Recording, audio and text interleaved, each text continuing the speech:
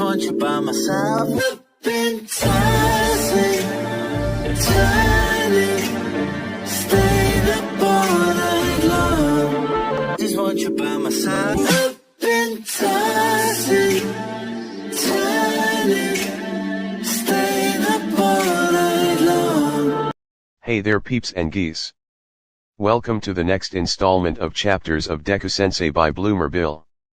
Make sure to like the video and subscribe if you like my selections and want more content. Chapter 11, A Phoenix Must Burn Before It Rises. Since telling his mom about the south side, a weight had been lifted from his shoulders even if Auntie Mitsu-chan read him the riot act when they told the Bakugos.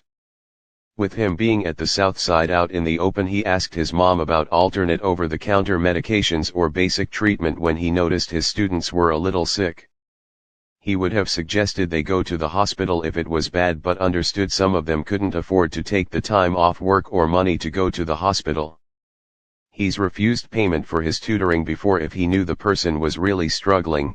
He simply didn't need the money as much as they did, and he hadn't started working because he needed money. Near the end of the third month, he was trying to think of whether to get more blankets for the community center or coats since it was January and a snowstorm warning was in the forecast as he rode to the south side.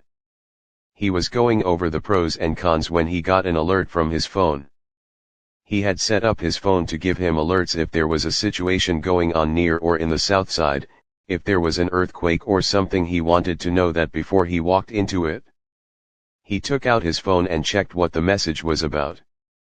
His jaw dropped and Izuku felt pale as he reread the alert, desperately praying in his head it wasn't true, his horror growing with every word. According to a hero fan site, the number 2 pro hero Endeavor had been spotted by the south side pursuing a bank robber with a speed quirk. This alone wouldn't terrify him, but most people weren't the rabidly obsessed hero fanboy he is. Izuku felt every statistic for the hero be dragged through his mind. Endeavor was single-handedly responsible for the highest property damage rates in all of Japan, the 34.6% civilian casualty rate that had been consistent for Endeavor's entire career since he left U.A, the 67.3% of civilians that never recover from the injuries caused by Endeavor on average. Knowing all of this and the majority of the south side was made up of outdated buildings left Izuku a completely panicked mess. The train had never felt slower as over a million horrible things that could be happening cycled through his mind. When the train finally reached his stop, Izuku rushed out as fast as he could. He could see the fire raging over 3 blocks away once he was out of the station and his heart dropped almost immediately. He saw the full horror of it all when he was inside the district and took his phone out to call 119 when he didn't see any officials trying to control the inferno. Emergency services, what's your emergency? A woman calmly asked. It took Izuku a few tries to get his tongue to work correctly. Endeavor was fighting a villain nearby and now there's a big F fire. UN need to send someone please. He explained, stuttering worse than he had for a while as chaos went on around him. All right sir, please try to stay calm. Can you tell me where you are so I can send help? She questioned. Niigata Prefecture, I am at block 48 of the South Side District. Izuku rattled off trying to calm himself down, but it was hard. There was a moment of silence for a bit before the woman spoke again. Sir, this is an emergency line, and we don't have time for prank calls. The South Side District has been abandoned for years now, much less the site of such a prominent hero fight. Goodbye, sir, she told him, her voice losing its previously held friendliness. Shocked Izuku immediately tried to protest. Wait. Miss, he was cut off by the click of being hung up on. Izuku redialed the number and got a different operator, but it hadn't gone much better. The man he spoke to had told him there was already people there, which he could see was a lie. Izuku had called 5 more times, but he was given to a supervisor. Sir, if you continue to call like this, we will hand your number over to the police and be pressing charges for harassment and making false claims. The stern woman told him before hanging up on him. Izuku stood there in disbelief as tears of frustration poured from his face. his mind trying to comprehend what was happening both around him and the multiple conversations he just had. Snapping back to reality, a part of Izuku that he hadn't known existed before rose as he put away his phone and he slapped his cheeks, then he pulled out the whistle his mom had insisted he take when he went to work and blew it as hard as he could. The people that were around paused from their panic to stare at him. Everyone, listen up. We're starting a fire brigade, so line up. He yelled using his teaching voice, getting straight to work organizing them to fight the fire as best they could without proper equipment. Later, when it would all be over, he would look back and chalked it up to the intense situation and their familiarity with him as to why they listened to him of all people. He got them to gather up water from the shorefront as well as digging up exposed dirt and the snow to throw on the fire. He helped the others lead people away from the blaze and somewhere safer. Izuku had just helped an elderly man away from a collapsed building and was about to hand him off to someone else when a young child's scream pierced the air from one of the buildings that were on fire. Izuku's mind went blank, and he wasn't thinking about anything, being only subconsciously aware that he had taken off his coat as he ran into the burning building. He wasn't expecting the blackened void inside the building with only small parts framed by blinding flames, but he pushed on with his coat pressed to his face. He couldn't remember if he called out for the child or not. But he found the kid inside a playpen with another child trying to open it while crying. Izuku didn't hesitate to scoop them both up and covered their mouths with his coat, then quickly retraced his steps to the door. Running back out, he was immediately greeted by other people pulling him away and trying to check on them. His vision was working hard to readjust to the brighter outside world when he heard a loud crash behind him. Turning, he saw the apartment building had collapsed into a fiery heap, which definitely would have killed the three of them if he had hesitated. He didn't get the chance to ponder his near-death experience as a hysterical woman ran over and had taken the sobbing children from him. He took a few seconds to get himself in order before he pushed himself to his feet and left his coat with the family. Izuku took off his jacket and wrapped it around his waist. The sting from the chill did wonders to clear his head and he clapped his hands. Everyone back to work. We still have 10 buildings to put out. Let's move. He shouted, forcing himself to go on and keep everyone else, himself included, focused on the fire. Izuku's concept of time slipped away as he continued directing the Southsiders to keep the fire from spreading. He had also pulled a total of 5 other people from burning buildings before the earlier predicted snowstorm hit, which helped them finally put out the fire. With the threat of the fire no longer hanging over his head, he let himself take a moment to sit down against a street lamp. He stared at the remains of 2 buildings illuminated by the embers floating in the air. Glancing around, he noticed night had fallen and took out his phone to check the time. He saw it was 22:05. He distantly acknowledged that he spent hours there that had blurred together in his memory and noticed he had a lot of missed calls from his mom and all of the Bakugos. Even Kiken had called him. Still dazed, he called his mom, and once she picked up, she immediately launched into asking Izuku, "Are you alright?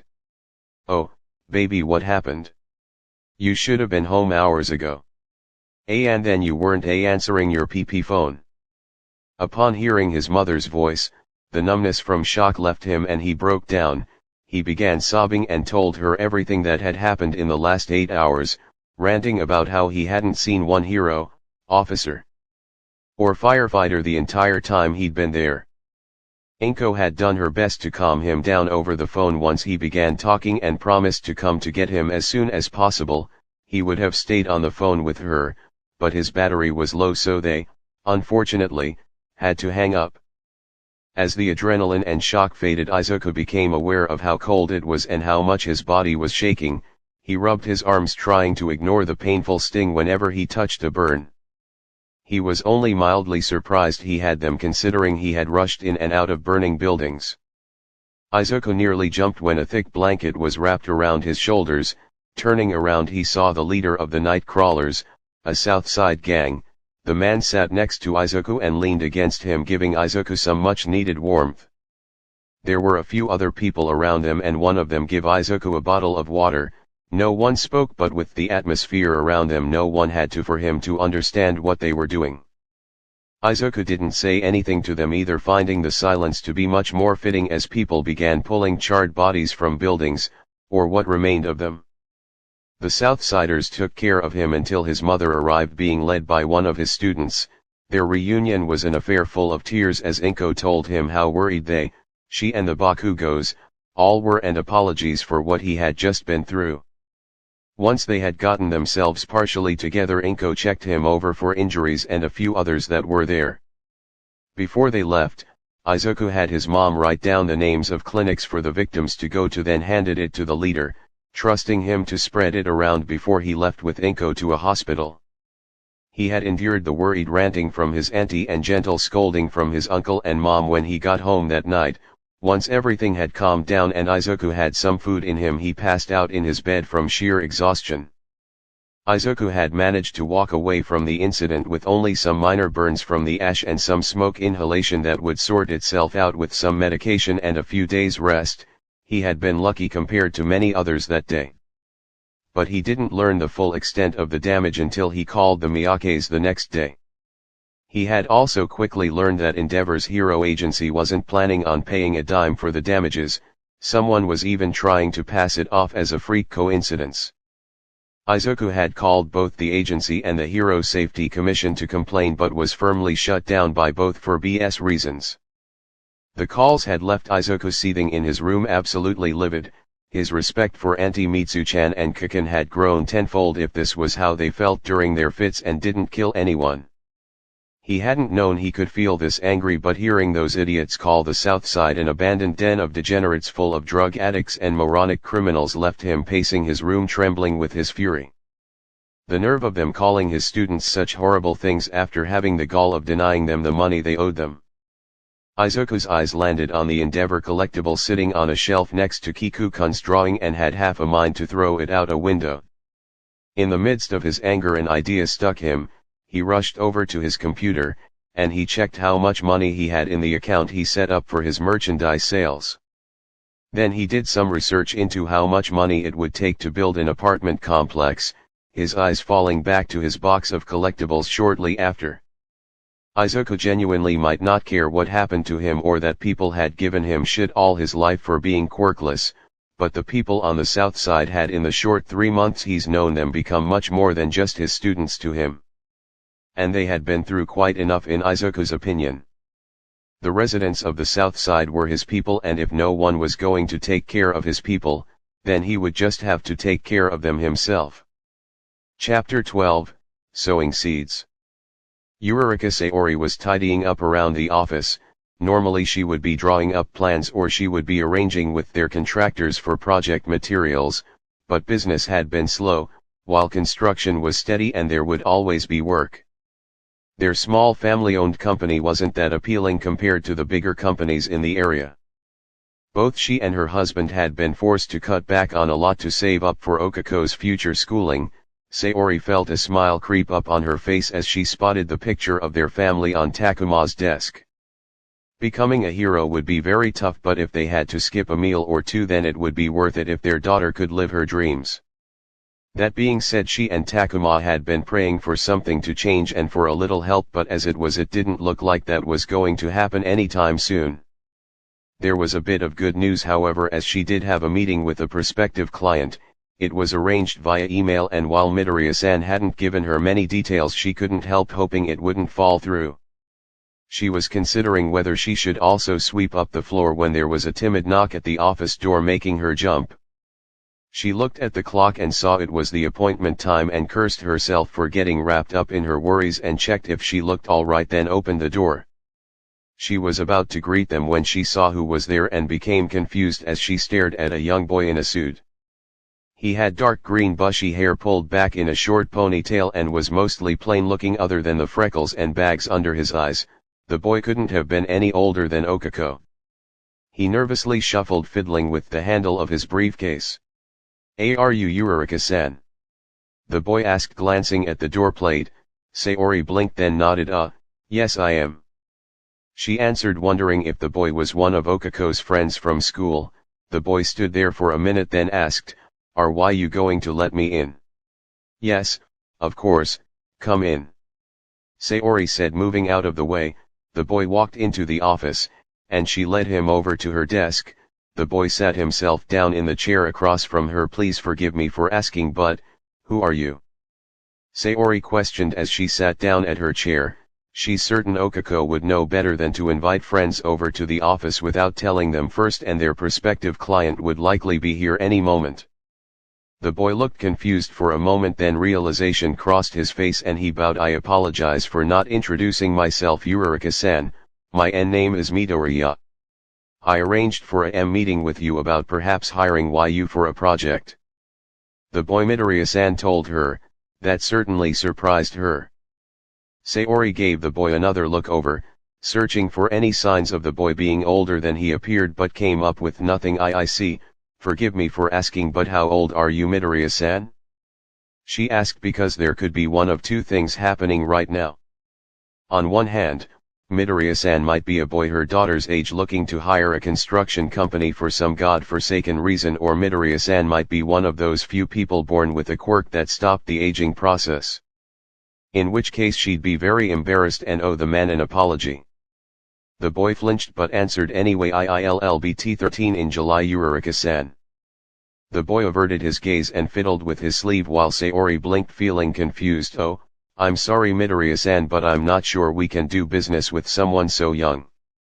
She explained, unable to keep from feeling a bit disappointed at the apparent lack of business. The boy didn't look too shocked by her response and instead fished out some papers from his briefcase and placed them on the desk. Legally speaking you can, so long as the person in question is quirkless. Which I am, Yurika-san. He said, taking out an ID card and putting it on the papers. Sayori stared at the boy in disbelief, then turned to the papers and saw it was a printout of some law in regard to the quirkless. That indeed confirmed what Midoriya said, and looking at the boy's license confirmed the boy's age and his status as a quirkless person. She probably ended up staring at the documents for a minute or two too long, but she was honestly in shock. For one, she had never heard of this law. And she did double-check it by looking it up on her phone to confirm the outrageous but quite real law, and secondly, Sayori had no idea what to do with this knowledge. Yurika-san. Midoriya-san timidly called, getting her attention. She put her phone away and turned back to Midoriya-san. Alright. Well, what project did you want us to do? Sayori questioned, nervously shifting in her chair. Should she really be entertaining the boy's request? Whatever it was. Midoriya-san brightened up and he pulled out some more papers from his briefcase. IW wanted to have an apartment complex built, 3 floors and not including basement, with about 15 units. Midoriya-san explained, showing her some rough blueprints he'd made, which was more of a floor plan than anything else. Going over them with the boy, Sayori realized this was probably going to be one of the biggest projects they would have done if she accepted the job. The units would be simple, 2 small bedrooms, living room, kitchenette, and a small bathroom, but they would need to be built from the ground up, from what Midoriya-san was saying. Just running the basic numbers, Sayori knew this was a costly endeavor both for the company and the boy. How long do you think this would take to build? Midoriya-san asked, startling Sayori out of her thoughts. If you're talking about when people could move in, perhaps about 6 months if our crew could use their quirks. She answered, and Midoriya-san nodded that would be preferable. He muttered. Yes, but Midoriya-san, this will cost quite a lot of money, 693,270,000 at least. Sayori warned, only to be met by Midoriya-san's green eyes burning with an emotion she couldn't exactly place. I'll pay you half up front as soon as we sign a contract, he told her firmly. Sayori balked and stared at the boy, shocked. Was she being punked right now? Or was this boy some kind of millionaire? 346,635,000. Up front. She quickly looked around the office for any sort of camera or possible listening devices, but after a minute concluded that this was indeed a serious offer. She returned her attention to the green at IILL. Have to survey the site to make sure it's zoned for residential before we could get permits and draw up a contract. So where is this being built, Midoriya-san? Sayori inquired, very much questioning whether or not this was really happening. Midoriya-san's confidence left him, and he shrunk into himself, suddenly nervous. En Niigata Prefecture, Block 49 of the South Side District. He quietly replied, and Sayori's stomach dropped. She knew about the South Side, she knew what doing business in the South Side meant, and Midoriya-san seemed to notice her distress.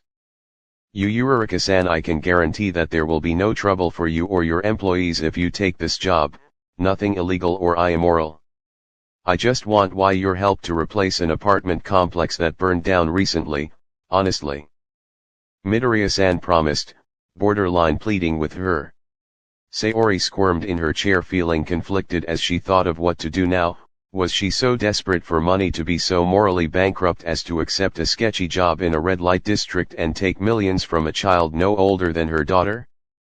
She bit the tip of her thumb as she ran numbers in her head, the pros and cons of taking the job, the possible risks of working in the South Side, the difference 346,635,000 would make for everyone in the company. The thing that probably made up her mind was the resigned look that Midoriya-san made when she didn't say anything. Like he was expecting her to reject the job, Sayori gulped and told him, I'd like to examine the area in person and draw up the blueprints, and if we can get the permits to do so, we'll get a contract made up for the work. The boy all but jumped and stared at her, genuinely shocked, then his entire form was trembling from the joy he radiated. Midoriya-san immediately stood up and began bowing to her. Thank you, Uraraka-san. You have no idea what this means to me, he exclaimed, and Sayori became very flustered. It's not the big of a deal, she mumbled, but Midoriya-san brushed her off, still very cheerful. When can you come to the site? I'll personally escort you, he offered, and Sayori had to dig out her daily planner for a day, unable to remember off the top of her head. Perhaps the day after tomorrow at 5:30 p.m. she suggested, and Midoriya-san nodded, head moving rapidly. That will be perfect, I'll meet you at Sekiya Station, he told her, writing down something on one of the papers, then handing it to her. Midoriya-san bowed again. Thank you for working with me, Uraraka-san. Here are my contact details, please inform me if something comes up before we meet. Good day, Uraraka-san, he said, then left the office with a wave before she could say a word. Sayori blinked, then glanced down at the paper, finding a phone number as well as the address of the station with details of how to get there. She sighed, rubbing her forehead, wondering what kind of trouble her spur-of-the-moment choice would no doubt bring. Chapter 13, Beginning to pick up pieces. The limited edition, fully mobile All Might action figure was probably the most monetarily valuable thing Izuku owned. It was one of only 3,000 in the world due to the difficulty of making an action figure with 30 different joints. It was made even rarer due to a communication mistake. 100 of those 3,000 were painted with All Might's first costume. 6-year-old Izuku had promised himself to never let it go when he had somehow won it from a contest. However, in the face of the Southside Inferno, as it had been named, such a thing meant absolutely nothing to him, other than it would pay the lump sum he needed to get a roof over his student's head again. Upon signing the work contract with Uraraka almost 2 weeks after the fire, he couldn't find it in himself to regret it for a second. Words could not describe how thankful he was to Uraraka-san for taking the job. He had been through a lot of companies by the time they first met. It was rather hard to find someone willing to work in the South Side, or for someone quirkless, and 12. Izuku might have had some stern talks with his students, so they knew not to bother any of Uraraka-san's employees. He was surprised by the lack of pushback but chose to accept it. Though in the following days Izuku did notice that the Southsiders had been treating him differently. It started when he first returned 3 days after the fire. He was met with many thank yous from just about everyone involved. Izuku had been understandably flustered but did his best to brush it off and got to work putting his first plan into action. Izuku had tracked down the owner of the land by asking his students and bought the property for a steal. Property rates often drop in the face of tragedy, and it wasn't that high in the beginning since the South Side was a red light district. The next was to organize a mass funeral for the victims, which had been a hell of an ordeal, mind you, even with his mom's help. Organizing a funeral for one person was difficult, but for 68? Near unthinkable. But 68 people had died that night or in the days following, and Izuku was determined to give them all their last rites. First, he tried to get as many of their names as he could and track down family and friends for them. He was sadly disappointed by finding few who cared, or in some cases not having any people left to care. The second was to find a crematorium able to handle 68 corpses at once. The fees would be large, but he still had some money left over from selling the action figure to cover the funds without dipping into the money for Eureka-san. The third and most daunting task seemed to be finding a priest to bless the bodies and oversee the whole thing. After trying 2 temples, he went to a monastery. And one of the elder monks thought it would be a good teaching experience for the younger disciples. When the funeral service actually began a week after he bought the land, it was surreal. Izuku had been to a funeral once before for his grandmother, but this had been, expectantly, on a whole different scale. Due to the circumstances, the beginning of the funeral was held on the grounds of the old apartment complex after the rubble had been cleared away. More people came than he expected, but he welcomed them since most had helped him with the physical preparations. The service itself took a long time as the last rites were performed for all 68 people, and for 37 of them he was the only person to take care of the physical portions. It was a very real struggle not to break out crying when he picked out the bones from the ashes to offer to one of the young disciples. Night had long since fallen when they finished placing the last urn onto the altar. Izuku had spent the previous day setting it up with the help of his students. Once everything was all over, the elder monk and the 3 young disciples he brought with him were putting out the candles they'd lit earlier so everyone could see. Putting out the last candle, he turned to the 4 and bowed to his feet. "Thank you for helping me with the service today," Izuku said. His voice had gone hoarse from praying for so many people. The man hummed back, "I don't think I've ever held such a ceremony before." The man mused, his voice in a similar state, "But I believe the experience shall be enlightening." He added, then bowed to Izuku in turn. "I'll pray we won't have to repeat it," Izuku told him, and the man nodded sagely. The 5 of them left in silence, making their way to their respective homes. Since the day of the funeral, the people in the south side, regardless of ailment or faction, apparently held a great amount of respect for him now.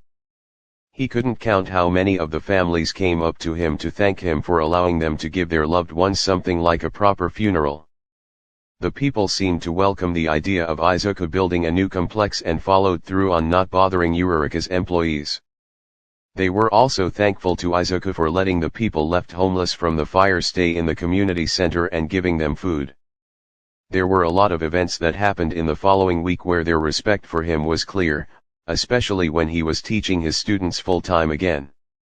Weary of this sudden change, Izuku got together his nerve to ask someone about their change in attitude towards him.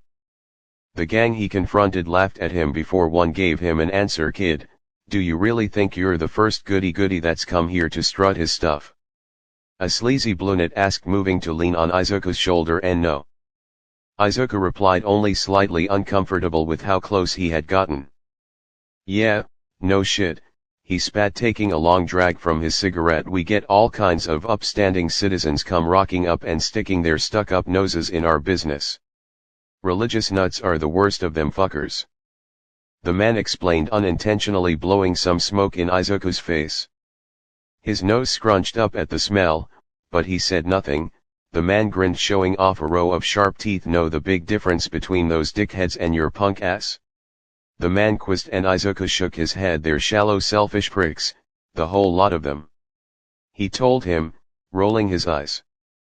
Izuku blinked, turning to the other 3 gang members for some clarification. A man that looked like a goblin, Kenji, Izuku remembered, spoke up. "Most of those folks just come here to make themselves feel good or for the karma."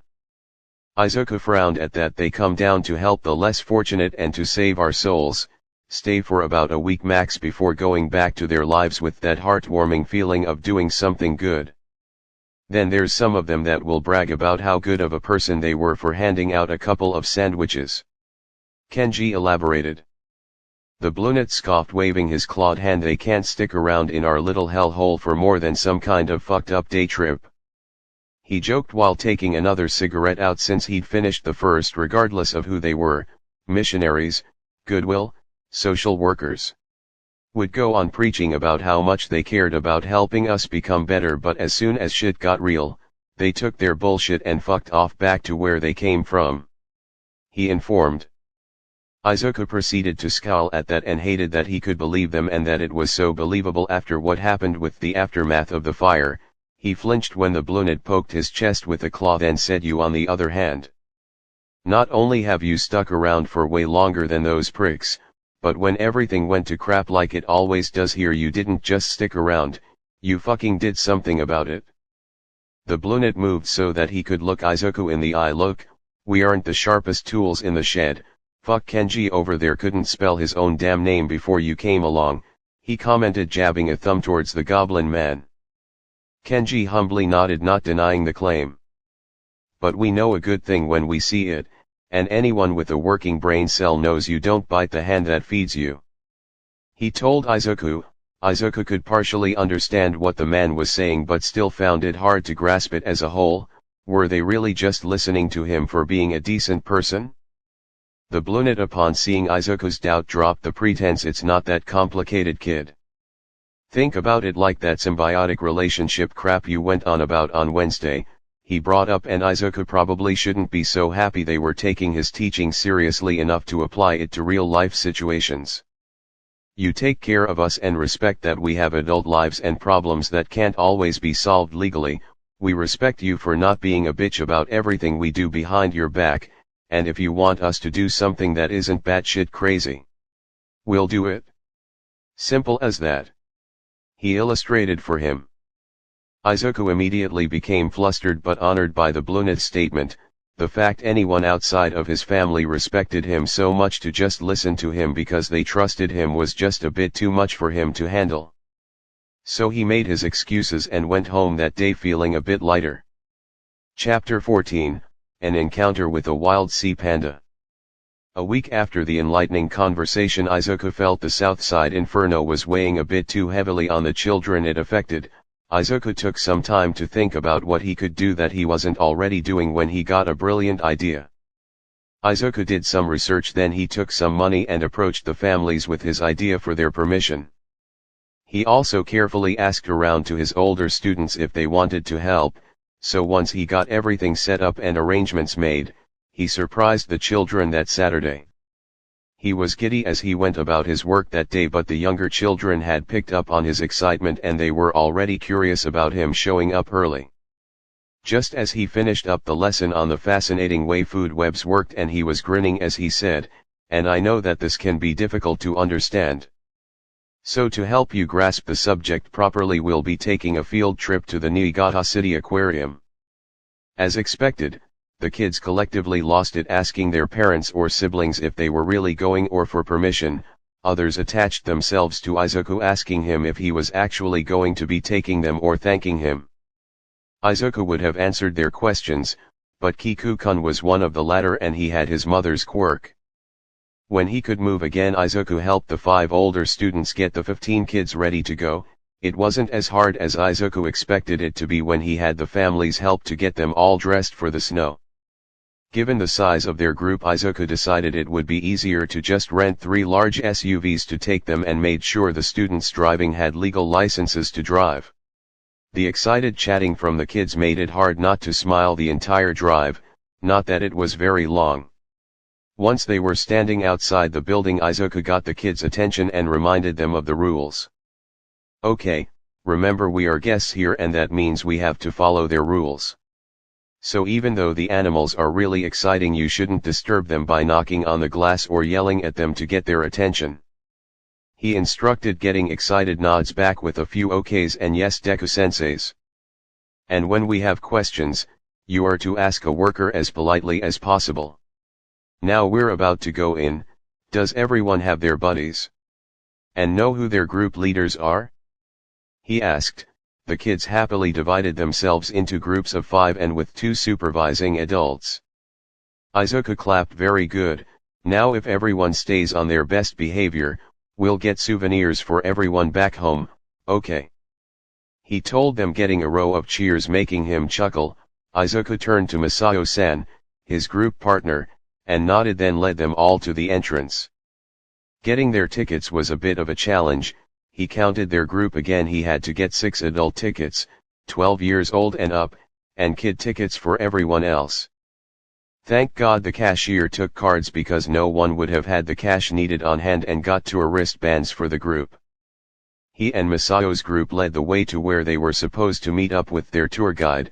Izuku was a bit anxious about this part, as he had no idea how the kids would react to his second surprise. Kaori was happily pointing out the fish on the hallway walls, only to stop and gasp loudly once she saw Gang Orca. The rest of the kids had heard her and stopped what they were doing, only to also freeze upon seeing the hero. The hero had flinched at the gasp and seemed to be waiting for some kind of reaction, and Izuku wasn't sure he looked much better. Gang Orca was a 50-50 bet on whether the kids would be thrilled by him or afraid.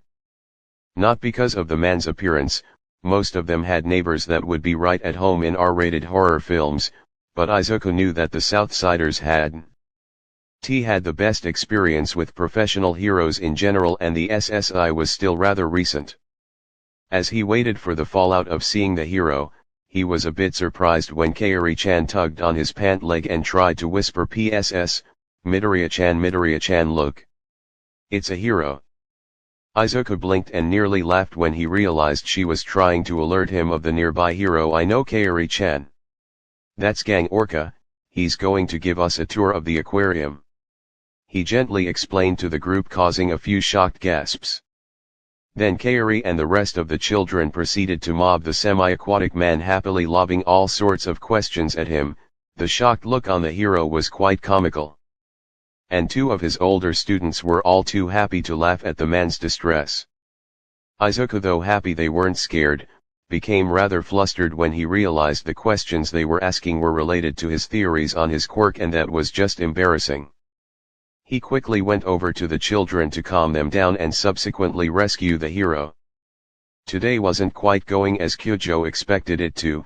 He has given quite a few aquarium tours since he rose to the top 100 pro heroes in Japan.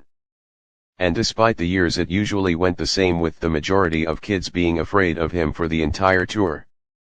The kids who weren't were far and few in between, even if they also had mutation quirks. He expected this group to be about the same when all of the kids stopped and stared at him as if he grew another head. The girl, recognizing him, was a surprise, but judging from her words, the boy had likely spoken of Kyojo to some of them. That being said, he didn't expect all 15 of the children to effectively mob him to ask him questions about his quirk. The greenette had quickly taken to calming them and softly scolded them for asking personal questions unprompted. Being courteous, he answered some of the milder ones, like if he had whiskers like a cat when he was younger. Short answer: yes, he did. The tour itself went mostly alright, and the kids all seemed to really enjoy what he was telling them. Their chaperones weren't the normally expected teachers either, but it was hard to judge what normal looked like in the world of quirks. The greenette, Midoriya, if he heard the little girl correctly, would make various comments in addition to what he said, or point something out occasionally, and the rest of the group, adults too, would stop to listen and always took the boy very seriously. It was an odd dynamic, but he didn't see the need to speak of it at the moment, given the boy was accurate in what he did speak of. Nearing the end of the 3-hour tour, he had taken a moment to rest as the group sat marveling at the large coral reef tank in the next room, with only one of the 21 staying behind with him. Kyojo took that moment to take a drink from his bottle. The one who stayed behind had turned to him. He could look Kyojo in the eye given his height and had an obvious reptile mutation. "I apologize if Kaori insulted you by calling you a sea panda earlier. My sister can be a bit over-enthusiastic," he said with a heavy lisp. Glancing at the girl in question, Kyojo didn't see many features the two shared, but that might change as the other grew. He simply waved the boy's comment off. "It's fine, I certainly wasn't expecting it though," he responded with a soft chuckle. Midoriya-san said orcas are like pandas, said he got that idea from his aunt. his reptilian companion supplied. Kyojo hummed back, which certainly explained why the boy became flustered every time one of the kids called him that. He was also certain that Tsunaga would get a kick out of the comparison. And he was giving some serious consideration to changing his name to it on the Hero Network for the novelty of it. Is it nice? The other asked him suddenly. Kyojo turned to the man, his face twisted in confusion, giving tours for children. He clarified after a second, yes, I do enjoy helping kids learn more about the world, but I'm afraid most find my appearance to be unnerving. Kyojo confessed, and the man nodded, eyeing the small family of three swiftly moving through the room while giving the two a wide berth. Though getting more well known as a hero has helped, your group has definitely been the most receptive to my presence, I must admit. He mused, and the man gave him a look. They don't like you because you're a hero. The man told him flatly, and Kyojo was admittedly confused once he heard that. They like you because Midoriya-san talks about you. The man corrected, and Kyojo found himself more baffled by that. Did the little greenet's opinion mean that much to them? Kyojo's eyes trailed over to the group, finding most of them still listening to Midoriya as he explained something. Midoriya-san is very important to us, and they know Midoriya-san knows a lot about heroes, so if Midoriya-san says you're a good hero, they'll trust him, even if they don't like heroes. The man said, his slit-shaped pupils also on the group. Not like heroes? Kyojo questioned. The very idea of it was foreign to him. The thought of any child in this day and age disliking heroes was utterly odd to him. The man returned his gaze to Kyojo. We've not had much positive interaction with heroes. Before today, the closest they've been to a hero is when Endeavor burned down their homes. The man explained, contempt flashing briefly across his features once he mentioned the number 2 hero. No more needed to be said for Kyojo to understand, and he scowled. Right. He muttered, finishing his drink. It was hard to forget the number 2 hero, but Kyojo had perhaps had the luck of never meeting the victims of Endeavor's aftermath before now. He wasn't so ignorant as to believe Endeavor has never harmed civilians with his quirk, or that other, lesser-known heroes with a similar mindset and actions don't exist. But he couldn't remember the last time he had distinctly met anyone harmed by a hero outside of the few times he crossed paths with them on the battlefield. That's why Midoriya-san wanted them to meet you, so they wouldn't be afraid of heroes. The man commented, said you'd be best because you like kids and don't look like the typical hero. Looking more like a villain probably makes them like you more honestly. He told Kyojo before the man joined the group in the other room. Kyojo found himself stunned as he watched the man walk away. He had been purposely chosen to help children not be afraid of heroes. And he had been picked because he looked more like a villain? This was truly far from what he was expecting to happen today when he woke up this morning, and he wondered what Tsunaga would think of the experience. Chapter 15, Expanding Social Circles. After the day at the aquarium, spirits had been raised a bit at the community center, and while Izuku was happy and proud of himself for what he had done for them, he couldn't help feeling like he could be doing more for them. The apartment building was a step in the right direction, but he wanted to do more, so as Izuku was prone to do, he doubled down on his efforts. So, for the next 5 months and 2 weeks were spent pushing himself to find the best deals to get the most of his money when buying supplies. Speeding through his studies to get his degree as soon as possible without skipping important information binging, and after his tutoring, Izuku would do what he could to help Eureka's employees so their work went on smoothly. Some days he'd go to the shrine to do upkeep and would sometimes find himself talking to the ones without family. Other times he'd be helping to patch up people using his and his mom's medical knowledge. And occasionally when his mom and the Bakugos teamed up, they made him take a break from his insane schedule. There were other events since then, a few firefights between gangs or other factions, bad weather messing with everyone's plans, villains or heroes wreaking havoc the few times they crossed paths into the south side. And even the odd natural but a completely innocent accident. By May, Izuku began questioning whether or not he was even still disappointed by the lack of heroes in the south side. The few that did never made Izuku's life any easier or seemed to help anyone living there. Nothing as bad as the SSI, but Izuku still didn't like that it happened. Izuku was nearly in tears when mid-July came and he could do his first walkthrough of the building with Yurika-san to make sure everything was ready to move into. He also spent an embarrassingly long time thanking her for her help as he gave her the last payment. Yua stood nervously outside of the recently made apartment complex holding the napkin with the details from the guy she spoke to last night in one of her 3 sets of hands. He had promised Yua that it would be a good opportunity for her and that she'd be perfect for it, but now that she stood outside of the building, doubt filled her. One of her hands went up to mess with the bun she put her hair up in as she tried not to feel as out of place in front of this lovely looking building that stood out starkly against the burned ground around it. She pulled open the front door and found herself in a lobby with a young boy in a suit that looked about her son's age. He was muttering and going through papers before he looked up at her. She expected him to flinch away from her, but he just blinked and checked his watch. "You must be Shoji Yua." "Yes. I'm sorry for not meeting you at the door." "Please forgive me, come sit down Shoji-san," he requested, giving her a short polite bow before motioning to the chair on the other side of the front desk. Yua hesitated for a second before deciding against questioning the boy's status and sat down after taking a moment to adjust her arms so the back of the chair wouldn't be too uncomfortable against the joints there. The boy watched her for a second, her arms specifically, before he sat across from her. "Thank you for coming Shoji-san, you're here for the landlord position, yes?" the boy asked, going through the papers again. "Yes," she confirmed, trying to keep her voice clear without opening her mouth too wide. She really needed a job and the last thing she needed was to lose it by scaring the boy. The greenette nodded to himself. "All right, well, I just need to ask you some questions. I apologize if any of these are sensitive, but all personal information will be kept private, okay?" he informed her as he grabbed a pen.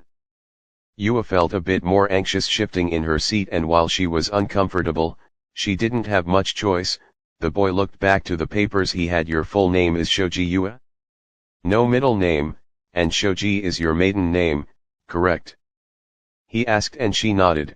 The boy wrote that down presumably.